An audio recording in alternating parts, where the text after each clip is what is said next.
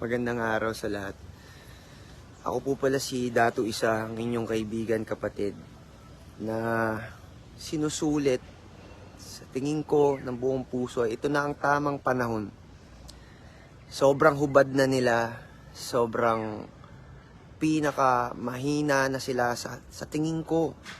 Dahil ito yung hindi ko nakikitang mangyayari dati, na mismong sila magbabatuhan ng ganito katindi. Fentanyl versus Polvoron. Moro-moro. Sinong panalo?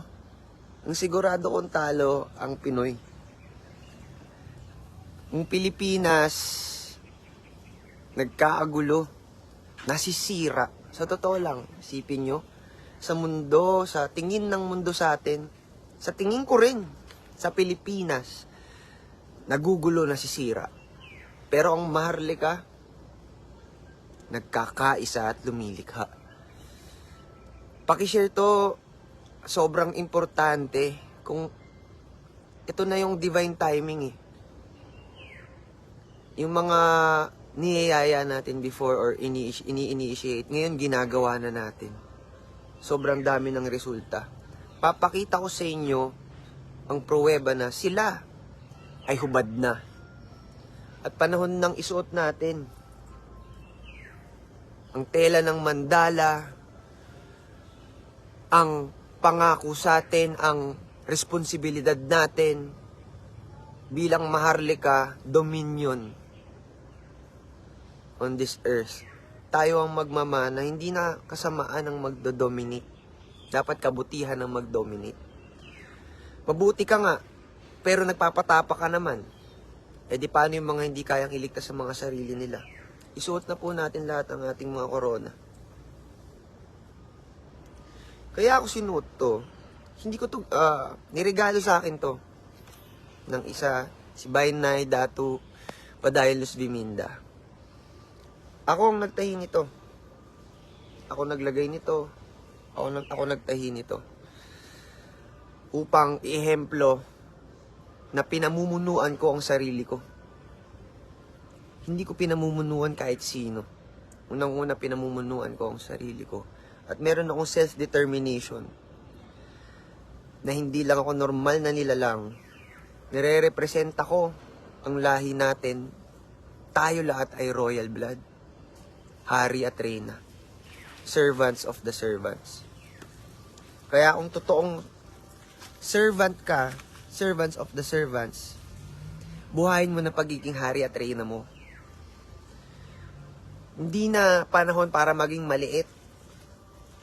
Okay? Kakaser nyo, Tama na, wala nang idolatry. Kung kaya ko, kaya mo rin. Ito, 3 hubaran natin ngayon. Paki-comment nga dyan. Magandang buhay po dyan, Datu Dharma Army. 3 hubaran natin ngayon. NCIP, mga land grabber na may mga titulo, tsaka ang mismong Republika ng Pilipinas. Hubad na sila at papakita ko sa inyo ang pruweba na sila ay hubad na. Una, NCIP. Itong Executive Order 31, Executive Order number 67, October 31, 2018, kay Duterte. Nakalagay dito sa Section 1, C,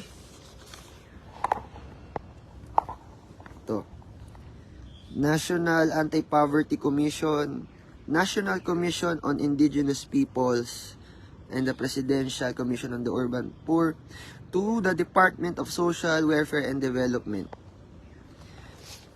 NCIP, wala na po kayong direktang access sa Office of the President. Hindi na kayo pantay ng kapangyarihan ng Office of the President. Kayo ay subordinate na lamang ng departamento. Matik, wala na kayong kapangyarihan sa mga katutubo. Hindi na kayo yung quasi-judicial power na iniisip nyo. Okay? Wala kayong power sa katutubo. Ang inyong role ay taga-recognize. Hindi kayo taga-identify kung sinong katutubo. Yung listahan nyo na 110 tribes, dati ba 110 na yan? Bakit ayaw nyo dagdagan kahit isa? 'Di ba? Gusto nyo minority tribes lang. Paano yung majority tribes? Tagalog, Bicolano, Ilonggo, Ilocano, Cebuano, apakadami, Waray, na hindi nyo sinusulat dyan. Bakit? Nagko-contradict yung mismong sinasabi nyo po. Sa guidebook to IPRA, page 4, all Filipinos born in the Philippines are indigenous. Kayo na mismo umamin. Bakit ayaw nyong i-recognize sa mga independent tribes ang mga taong nakakaalala na, ay kami pala ay katutubo? Nagiging gatekeeper din kayo, NCIP. Commissioner, magandang gabi, magandang araw po. Binibini, Lakambini, Bae, Jennifer Sibuglas. Alam ko po nag-uusap tayo sa phone pero hindi pa natin napag-uusapan yung topic na to. Nawa ay makatulong po kayo na ang ating mga kababayan ay maalala na tayo lahat ay katutubo. Na ang dugo ng ating mga ninuno ay nasa ating mga dugo. Or, magiging kasabwat kayo ng pag-gatekeep po. Yun ang katotohanan. Diskriminasyon po yun. Yung ginagawa nyong hindi pag-recognize sa independent tribes. Pero hubad na po kayo. Sa totoo lang, kahit wala kayong gawin, okay lang. Pero kung gusto nyo makatulong, tulungan po tayo. NCIP, hubad na po kayo. Susunod nating huhubaran ang mga oligarko, ang mga land grabber, ang LRA, ang DENR. Okay? Lahat ng kalupain. Okay? Ito na. Nakalagay dito sa Supreme Court decision. Ito, may mga tao ng kabisado to. Ngayon lang natin nilalabas. Ngayon lang ako nagkakopya, unang-una. Pero nakita ko na to dati. This time, kompleto na yung recados natin paano natin sila huhubaran ng todo-todo. General Order number 1. Ano to? Sobrang sikat ng dokumento na to. Central General Order number 1. Okay. Ayan. Certificate of Re-establishment of El Banco Espanyol Filipino Offshore Capital Banking System under Representative Act 6424, Presidential Decree 1034, and Presidential Decree 1453. Nakalagay dito, ayan o, sa, ano to, sa 11, Section 11, ayan o, declared null and void. Lahat po ng titulo, null and void na. Ayan o, OCT number 4086 up to OCT number 100,000. Nag-ano po tayo, nag-real estate, licensed real estate broker po tayo. Simple lang po ang ibig sabihin ng transfer certificate of title. Nilipat?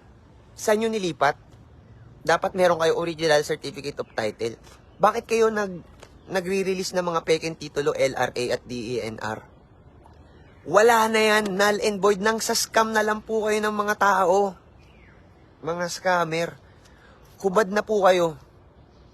Okay? Lumabas rin po sa Supreme Court decision na private and communal. Okay? Ang kalupaan at bawal ibenta ng ibenta. Mamaya, hanapin ko dito Ang katutubo, hindi kailangan ng titulo. Dahil may Supreme Court order na. Di ba yan ang hinahanap nyo? Good news. January 21, pumunta tayo sa Rizal. Ang January 22, nasa Rizal ulit. January 23, nasa Tondo tayo. 3 konseho ang nabuo. Yung pinakaunang konseho sa Angono Rizal, may nakaschedule na sa kanilang demolition ng isang homeowner subdivision, ng grupo ng homeowners kuno, na binili daw nila yung kalupaan. Pinapaalis, dinedemolish yung mga bahay nila. Pinakita tong Supreme Court order na to, di labas lahat, luwa lahat ng mata nila. Di ba? Sabi na, saan yung court order nyo? Ito, Supreme Court order pa. Hindi nyo kailangan ng titulo. Walang squatter sa sariling bayan. Wala nang term na squatter na yan. Pero sana, di ba, alagaan natin yung kalupaan. Hindi nyo alam nasa atin lahat ang kalupaan. Hindi nyo kailangan bumili ever ng lupa. Yung pala yung naging ano ko. Kaya pala hindi ako nakapagbenta kahit isang bahay o kahit nakapagparenta ng kahit isang bahay bilang licensed real estate broker. Dahil hahanapin ko pala yung pruweba na bawat isang tao ay may karapatan sa kalupaan kung anong papeles, legal, Hindi mo kailangan ng pera para bumili ng lupa. Kung saan ka tumirik, nang nire-respeto ang nasa kapaligiran mo at mga kapitbahay mo, current property rights, hindi mo vina-violate. May access ka, hindi mo kailangan ng titulo, hindi mo kailangan magbayad. Yan ang kailangan aralin ng sambayanan natin. Yung mga land grabber na to, ito na yung papakita natin sa kanila. Sa totoo lang, lahat ng titulo nyo peke. You are just grabbing land, basically. Kung hanapin natin. Ito na, susunod. Asan na yun? Ito. Susunod nating huhubaran ang Republic of the Philippines. Supreme Court Order August 14, 1978 sa Padre Faura, Ermita, Manila. Pinirmahan nila Ferdinand Marcos, Roberto Reyes, Noblejas, Freddy Luis Castro, Chief Justice Enrique Aganya, saka Licaros. Ito nakalagay sa dulo. Ito, yan. The said land, embracing the whole archipelago with an islet of 7,169, including Turtle Islands, Spratly, and Saba, kasama yan has been placed for second court proceeding in compliance with Cadastral Act 2259 of 1913, but the name found said land is eligibly and lawfully registered under the laws that caused the Cadastral Court to order the Bureau of Land for the resurvey of the subject Hacienda Islas Filipinas Archipelago, and had an assigned plan number 1169 PSU 2031 under cadastral number 470 in favor of the landowner after long court battle which ended on March 14, 1914. Tapos na, ibig sabihin. The 1963, the Philippine government filed in Court of Pasay under LRC Civil Case number 3957. The government lost again. Talo po yung gobyerno. Ito pa. Henceforth, further, all servicing private banks refused to coordinate to the world legal order under Declaration of Principles, State and Policies pursuant to Section 3 and Law of Ownership, Article 426, 427, 48, shall not be excused to hammer of the law and penalty thereof. The government of the Philippines was lost. Ito na yung exact legal term na mismong gobyerno ay wala na. Hindi sila natalo, nawala na sila. Upon the issuance of subpoena ducis tactum issued by the Court of First Instance. Okay, so, bawi na po natin ang kalupaan, wala lang nag-i-implement. Hubad na po sila. Nasaan pa ba yung isa kong patunay? Kayo mismo, i-research nyo ang Republic of the Philippines, registered po sa New York Stock Exchange. Ngayon, i-compile natin to. Tapos, basically, kakausapin natin lahat na pwedeng kausapin, pati yung civil. I-share nyo to kahit sa mga AFP, PNP. Ngayong alam nyo na expired ang Republika, ba't di nyo kilalanin kung sino ang tunay na gobyerno? Power and sovereignty resides from we the people, mga kaibigan, mga kapatid. So, sino pong pagseservisyohan nyo, mga kapatid namin sa military? Yung nagbabantuhan na fentanyl at polvoron? O yung, kapwa nyo katutubo? Kapwa nyo tao? Kayo po ang bahala. Kasi kung hindi gumalaw ang army, hindi kumampi ang AFP, ang tribo ang gagalaw. Hindi po ba? So, pakishare to dahil eto na po. Inaasahan yung may mga taong gumagalaw na. Punong-puno po yung schedule natin. Buong February lalakbay natin ng Panay, Marso sa norte naman tayo para ituro to. Kasi ang hirap lang ng online. Sobrang effective pag face to face. Kababayan, ito po yung papel, tignan niyo mabuti, basahin niyo. Kasi minsan yung tao hindi mo pwedeng sabihan lang, kailangan makita talaga nila.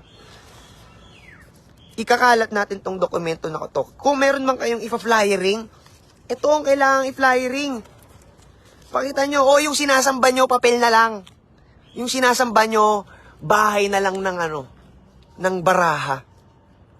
Kayo na lang ang nagbubuhay. Hipan lang yan . Wala na po. Binubuhay natin sila. Buhay sila dahil sa TV, sa media. Buhay sila dahil may mga gusali sila. At may mga nakukurakot pa sila. Pero ibig sabihin nun, patay tayo. Ibig sabihin man nun, hindi natin gagawin kung ano yung dapat meron. Meron po tayo kasi. May alternative po, hindi lang po. Yun ang magiging response eh. Akala ng tao wala ng choice kaya gusto nila civil war. Dalawa lang ang pupuntahan yan eh. Akala nyo, yun lang, civil war lang. Protesta lang. Samantalang pwede tayong mapayapa sa gamit ng lapis at papel. Sabihin sa kanila, gising na ang Marlica. Gising na kaming mga katutubo. Gumising na kayo. Katutubo rin kayo. Expired na yung pinagtatrabahuan nyo. Expired na yung pribadong kumpanya. Itayo natin ang ang dibino gobyerno. Ang perlas ng silanganan, customary divine government. Tayo po yun.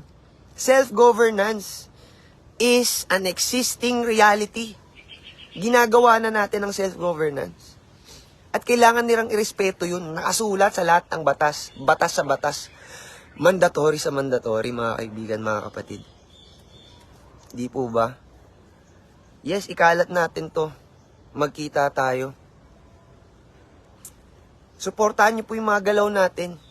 Kung makahanap po kayo ng mga donors, ito na to eh.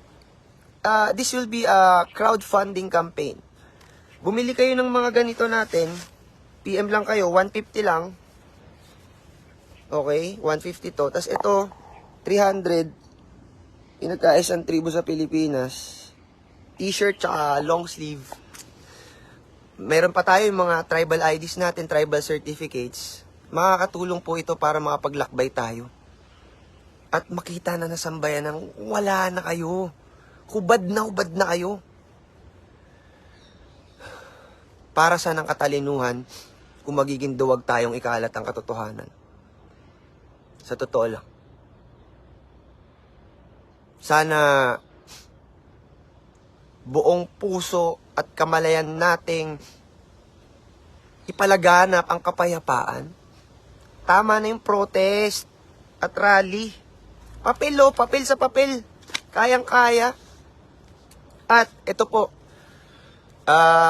alam ko po sa lahat ng nanonood ngayon, kilala nyo ang AGCOM. Kilala nyo sila Sir Chris, sila Chairman.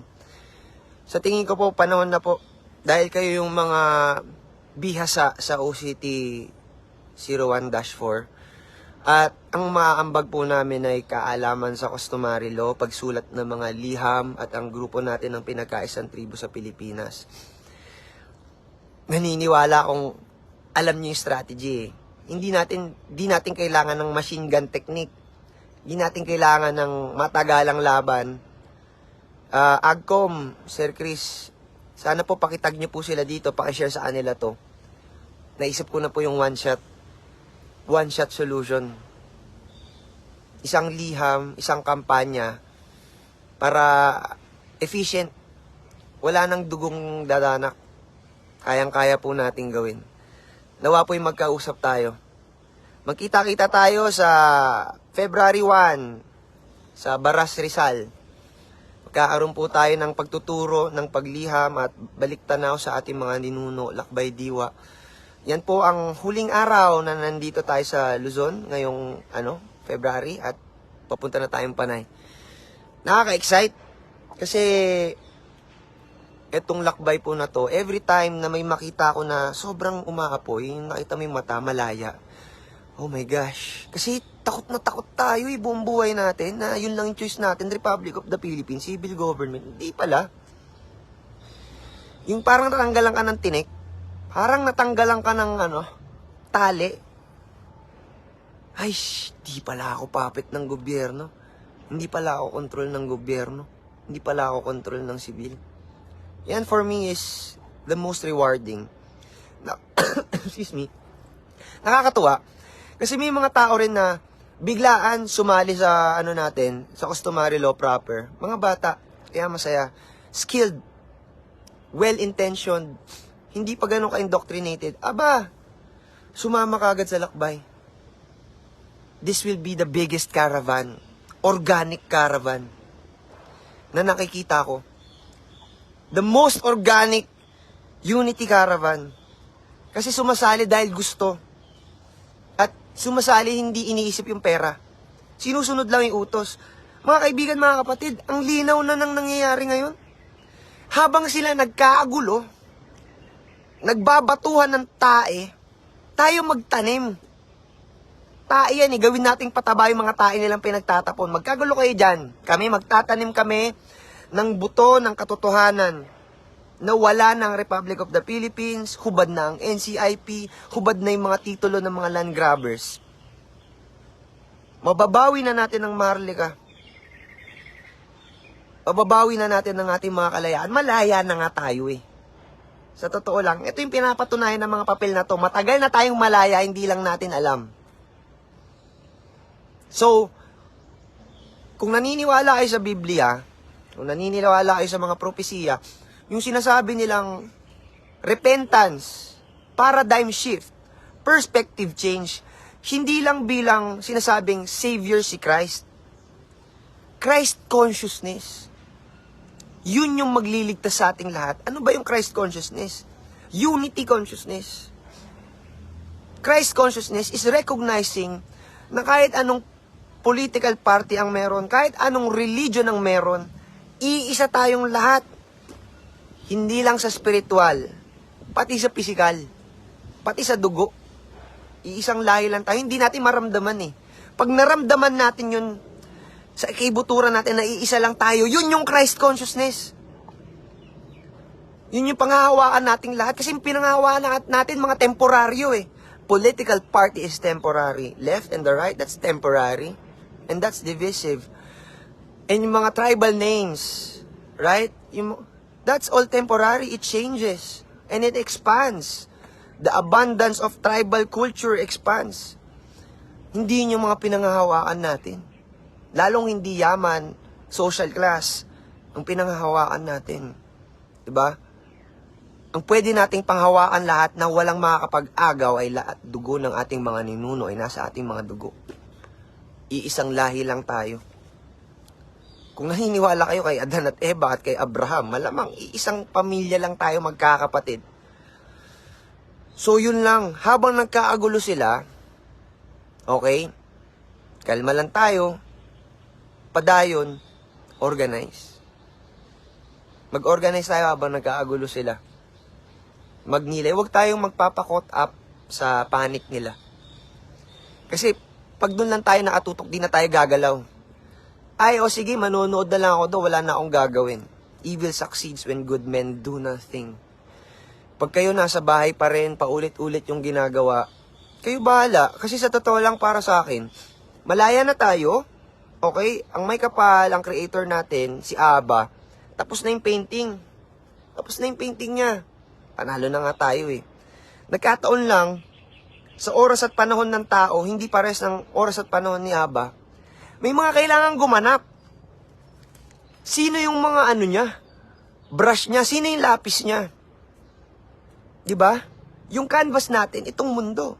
Sino yung magiging lapis? Sino yung magiging kulay? Sino yung magiging pinta? Tayo. Sino pa bang gagamitin? Either mamili ka, tapos na yung painting, tapos ikaw yung taga, wow, ang ganda ng painting. Or, ikaw yung pagkatapos ng painting, ay, ako na gano'n yan. Ako yung ginamit dyan para magkaroon ng ganyang kulay yung painting. Yun yung imbitasyon sa lahat. Maging parte tayo lahat ng painting. Maliit man tong plataforma na to, maliit man yung reach ng page natin, hindi tulad ng dati. Nagtitiwala ako sa bawat isa sa inyo at sa totoo lang, kinakausap ko lang yung may kapal eh. At alam ko kasing walang espasyo at panahon ang makakapaghiwalay sa mga gising. Kaya kahit sarili ko lang kausap ko, alam kong makakarating yung mensahe sa mga tamang tao. At alam kong magiging successful pa rin yung kampanya ng tunay na pagkakaisa. Yada, halalwaya, alayam. Salamat po, magandang araw sa lahat. Panalo na po to, magkita-kita tayo. Nakikita nyo ba? Nakikita nyo na? Sana maging parte kayo. Maging parte kayo ng tunay na kalayaan. Mabuhay ang lahat. Mabuhay tayong mga katutubo. Mabuhay ang bagong katipunan.